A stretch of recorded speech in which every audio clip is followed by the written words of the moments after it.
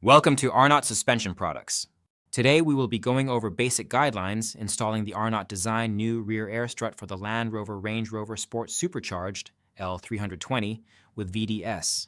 Let's walk through the steps to ensure a safe and effective replacement. Before starting, ensure you have the necessary safety measures in place which can be found in the vehicle owner's manual.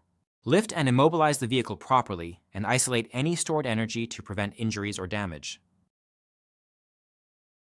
To expose the rear air strut, start by removing the applicable rear wheel.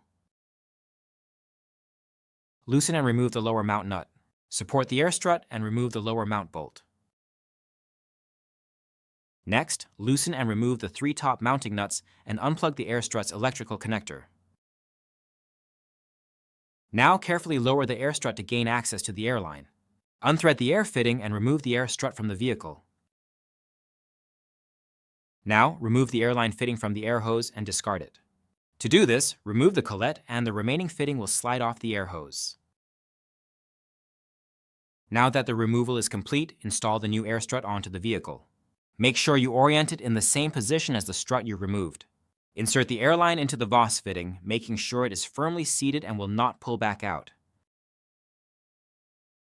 Connect the electrical connector. Install the 3 top mounting nuts. Make sure to tighten all nuts and bolts to the vehicle manufacturer's specifications. Now support the air strut and install the lower mount bolt. Then reinstall and tighten the lower mount nut. To complete the installation, reinstall the rear wheel. Thank you for following our guide on replacing the rear air strut of a Range Rover Sport Supercharged L320 with an Arnott part.